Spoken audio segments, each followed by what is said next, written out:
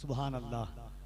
बगैर तमहीद व ताखीर के आप भी सैयद साहब को सुनना चाहते हैं, हम भी सैयद साहब को सुनना चाहते हैं, और ये माहौल सैयद साहब क़िबला की ज़ात गिरामी तशरीफ़ रखती है, उनको आपको सुनना है।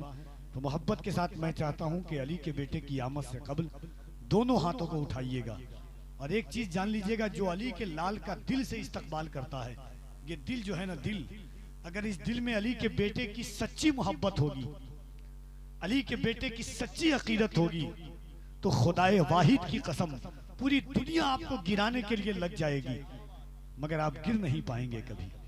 मैं हमेशा एक बात कहता हूं कि जबान खुलने लगी लबकुशाई करने लगे, जबान खुलने लगी लबकुशाई करने लगे, जबान खुलने लगी लबकुशाई करने लगे, नसीब बिगड़ा तो गूंगे बुराई करने लगे, हमारे कद के बराबर ना आ सके जो लोग हमारे पांव के नीचे खुदाई करने लगे। हाँ? अली के बेटों से मोहब्बत कीजिए। मुझे हकीर न समझे हवस के कारिंदे, मुझे हकीर न समझे हवस के कारिंदे, मेरे मिजाज में गर खुद सरी नहीं मिलती, मैं एक कतरा हूं लेकिन वहां से निस्बत है बड़े बड़ों को जहां नौकरी नहीं मिलती। तो जरा दोनों हाथों को उठाइए मोहब्बत से, हर हाथ उठे, कोई जोर जबरदस्ती नहीं। अगर अली के बेटों से मोहब्बत है तो उठा लीजिए। फैसला अल्लाह उसके रसूल की बारगाह में है कि हुजूर ने आपके सीने में कितनी ताकत दी है। ईमानदारी से दोनों हाथों को उठाकर हुजूर सैयद शागिल इमाम साहब क़िबला कादरी का इस्तकबाल कीजिए। किसी भी माहौल को संभालने की जरूरत ही नहीं है, ऐसे खतीब का नाम है। नारे तकबीर, नारे रिसालत, और जरा मोहब्बत से नारे तकबीर, नारे रिसालत, आमदे औलादे रसूल, फर्जंदे रसूल, खानदाने इमाम हुसैन, हज़रत सैयद शागिल इमाम कादरी, फैज़ाने सरकारे सुरकाही, फैज़ाने सरकारे मखदूमे बिहार, नारे हैदरी, नारे हैदरी, नारे हैदरी। हवा खुतबों की कुछ ऐसी सरे दरबार चलती है, हवा खुतबों की कुछ ऐसी सरे दरबार चलती है, अली की जिस तरह मैदान में तलवार चलती है, मुसलमानों पे इज्जत फातिमा ज़हरा की वाजिब है कि उनके दम से नस्ले अहमद मुख्तार चलती है। से बोले सुभान अल्लाह। रख के लब इसमें मोहम्मद से हटाता भी न था, जब मुझे नामे नबी ठीक से आता भी न था, और थाम लेता था कोई वक्त मुलाकात जो हाथ। मैं उनकी तवज्जो चाहूंगा जो आज ऊंची बिल्डिंगों में रहकर, ऊंची इमारतों में रहकर गरीब दोस्तों को फरामोश कर चुके हैं। मैं उनकी तवज्जो चाहूंगा कि बचपन की यारी और बचपन की दोस्ती को दौलत की दीवार के सामने उन्होंने खड़ा कर दिया है। आज मैं उनकी तवज्जो चाहूंगा कि जिन्होंने पुरानी रिश्तेदारी को दौलत की बिना पर ठोकरों पे रख दिया है, उनकी तवज्जो चाहूंगा। हमने सुना कि मुस्तफ़ा करीम अलैहिस्सलातो वस्सलाम उंगली के इशारे से चांद का सीना चाक किया करते थे। हमने सुना कि मुस्तफ़ा करीम अलैहिस्सलातो वस्सलाम ने डूबे हुए सूरज को हाथों से पलटाया है। हमने सुना कि मेरे आका के पाए नाज़नीन पथरीली जमीन पर नक्श छोड़ते थे, लेकिन नरम जमीन पर आमना के लाल के पांव का कोई नक्श नहीं उभरता था। हमने सुना कि मुस्तफ़ा करीम अलैहिस्सलातो वस्सलाम की पूरी जिंदगी में कभी मक्खी ने उनके जिस्म पर बैठने की जुर्रत नहीं फरमाई है। हमने सुना कि आका करीम अलैहिस्सलातो वस्सलाम का साया जमीन पर नहीं पड़ा करता था। लेकिन आओ मुस्तफ़ा करीम के किरदार की एक झलक तो देखो। रख के लब इसमें मोहम्मद से हटाता भी न था, जब मुझे नाम नबी ठीक से आता भी न था, और थाम लेता था कोई वक्त मुलाकात जो हाथ। कैसा आका था, कभी हाथ छोड़ाता भी न था।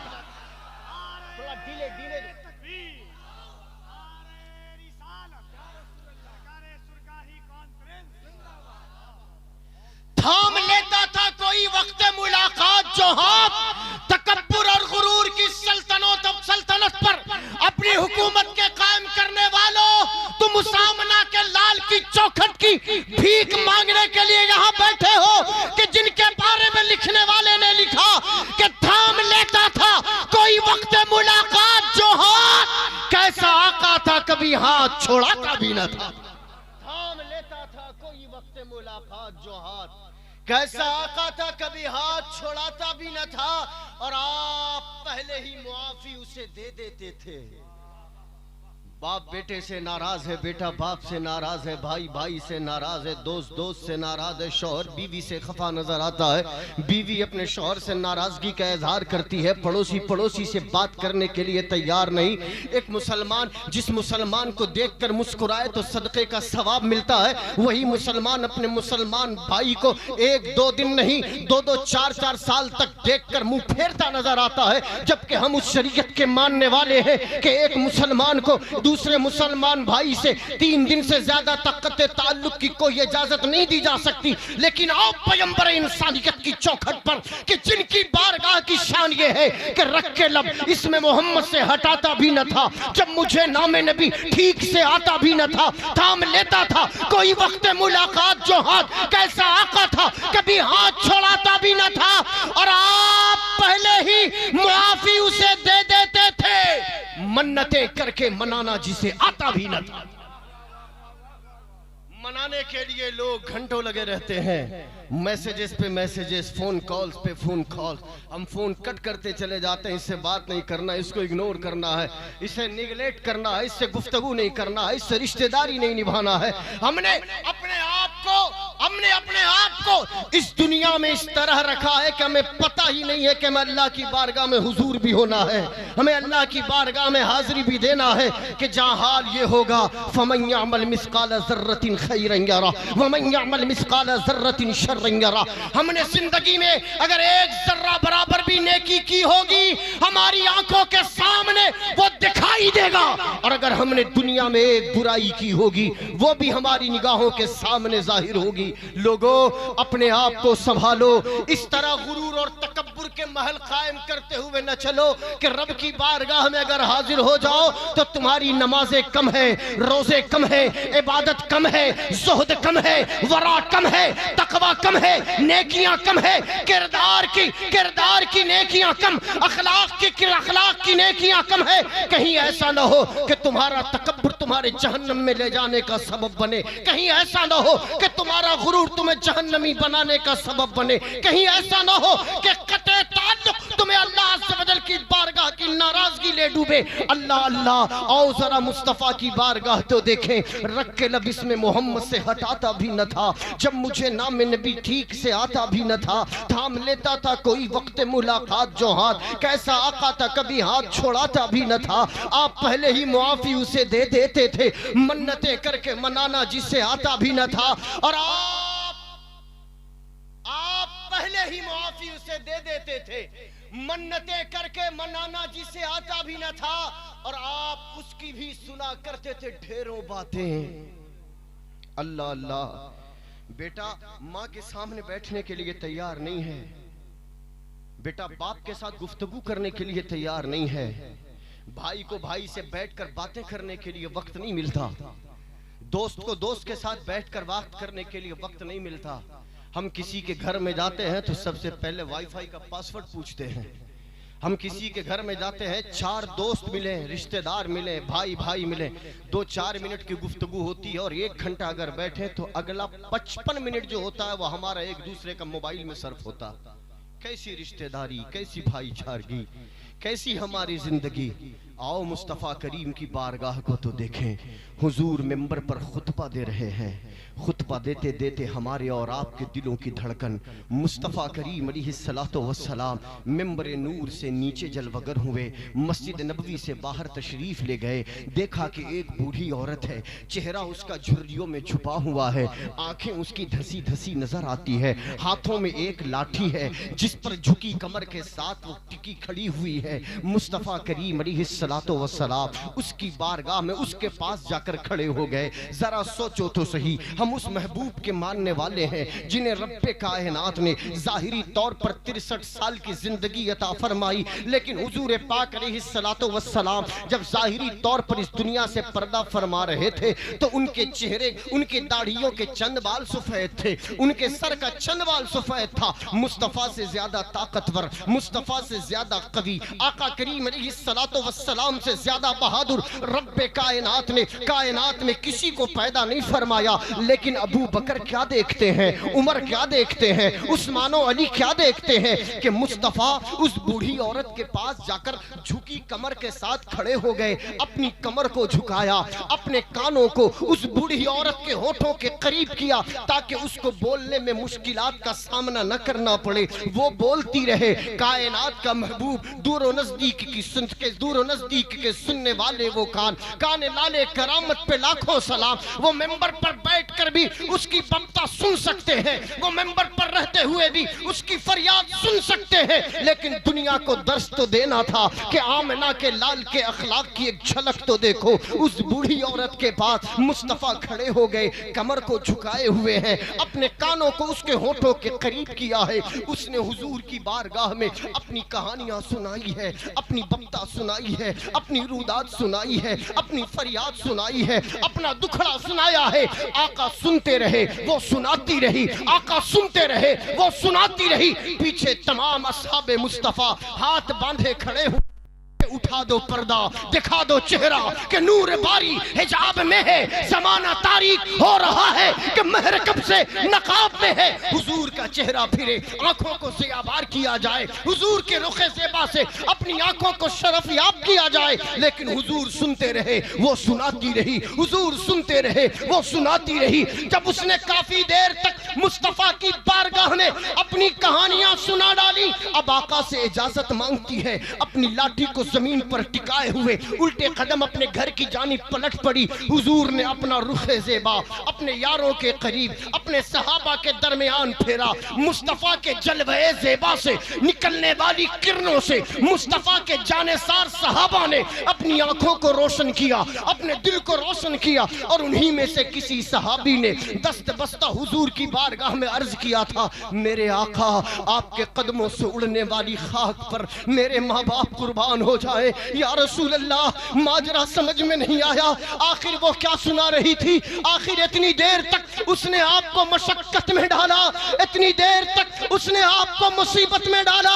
आका झुकी कमर के साथ तकलीफ महसूस हो रही होगी, अपने दिल की धड़कन पर हाथ रखो और मुस्तफा का ये जवाब समाअत करो।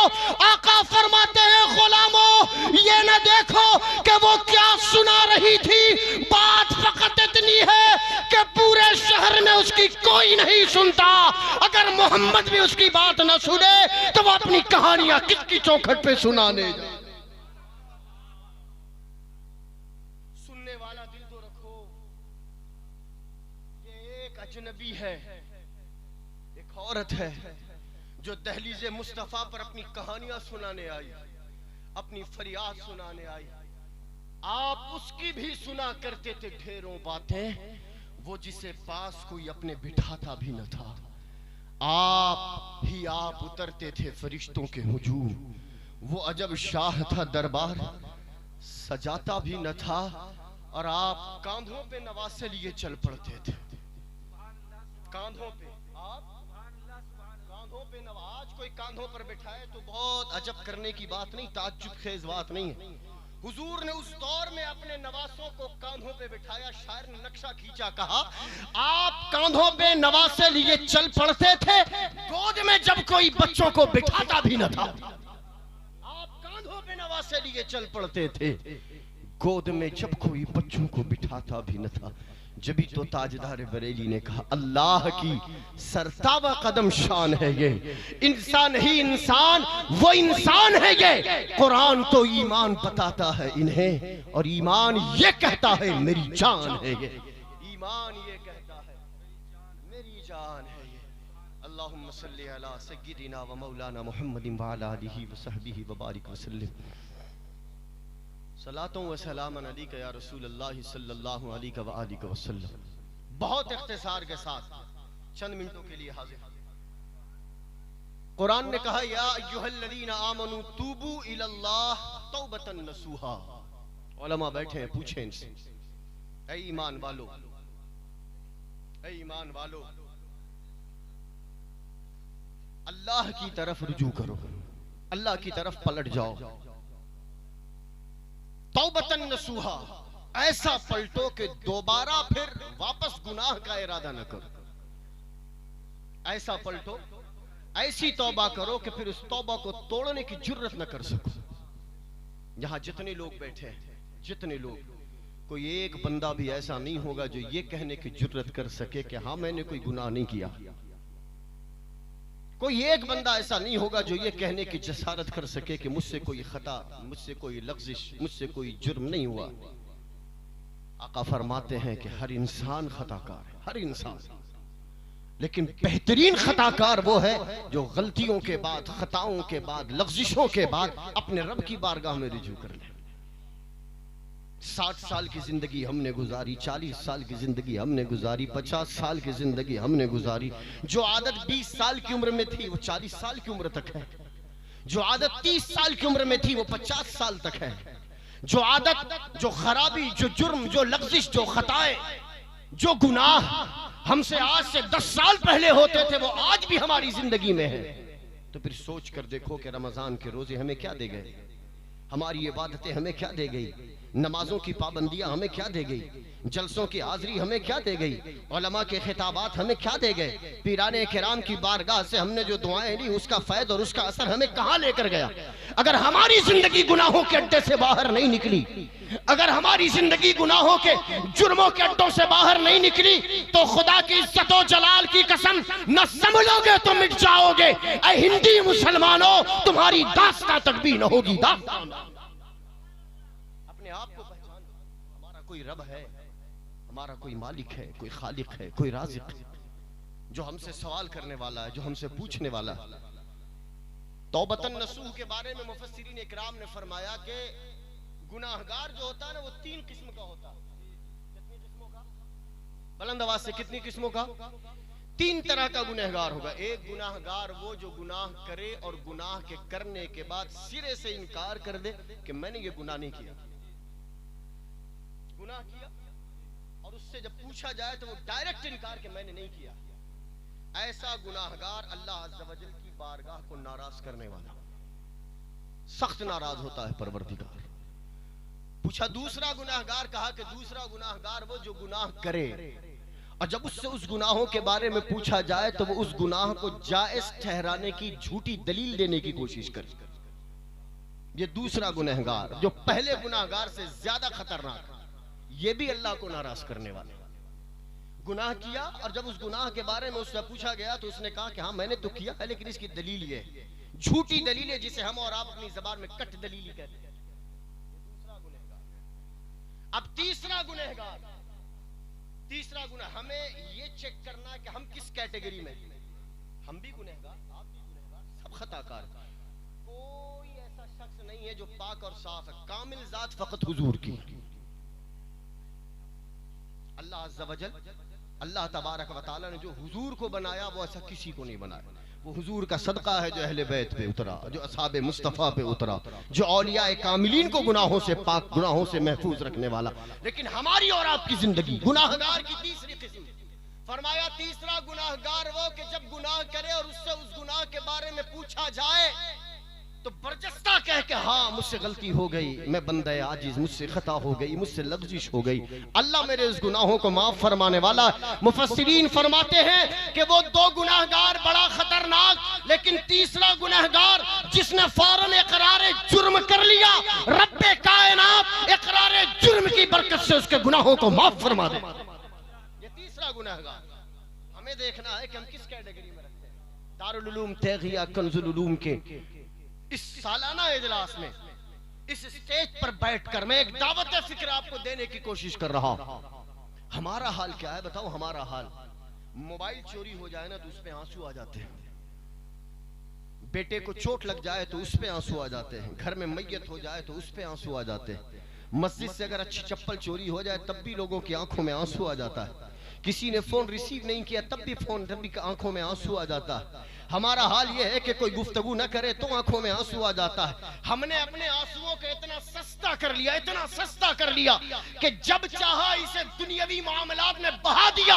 लेकिन कद्र और कीमत वाले आंसू तो वो हैं कि जो रातों में उठ उठ कर अपने रब की बारगाह में अपने गुनाहों को याद करके खशियत खुदाबंदी से अपने आंखों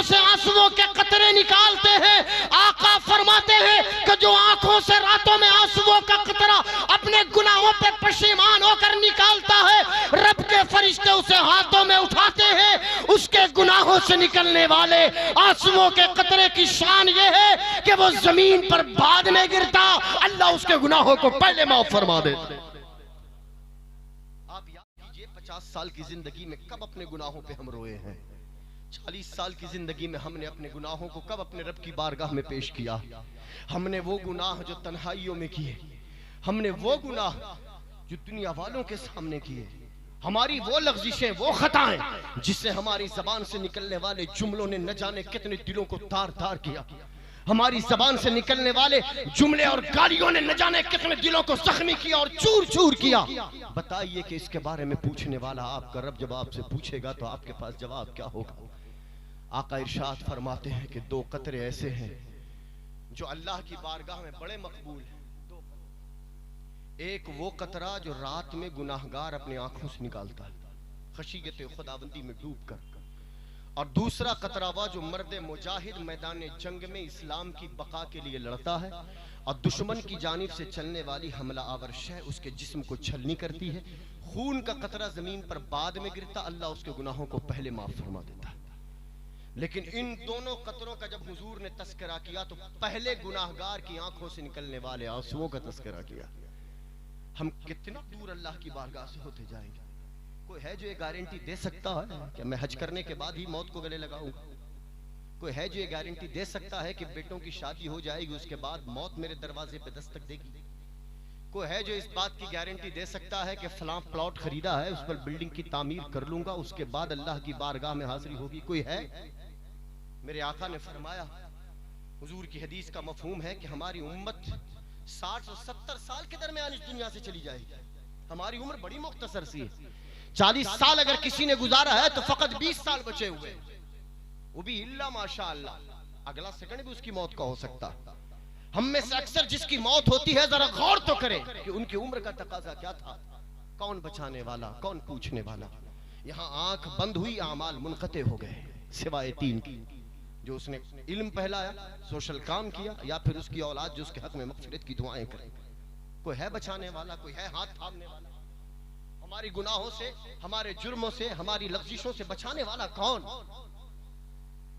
जितने लोग यहाँ पर बैठे हैं, जितने लोग यहाँ पर बैठे हैं, इनमें से अक्सर का हाल यह है कि 60 साल की जिंदगी पाई, हाफिज़े कुरान के सरों पे दस्तार हिफ्ज़ का ताज देखते हैं, खुश होते हैं, गलों में फूल और मालाओं के हार डालते हैं, इनको इनाम इकराम से नवाजते हैं। लेकिन जरा दिल पर हाथ रखकर एक बार अपने आप से पूछना कि 60 साल की जिंदगी में कितनी मर्तबा तुमने अल्लाह के कलाम को पढ़ा और समझा है?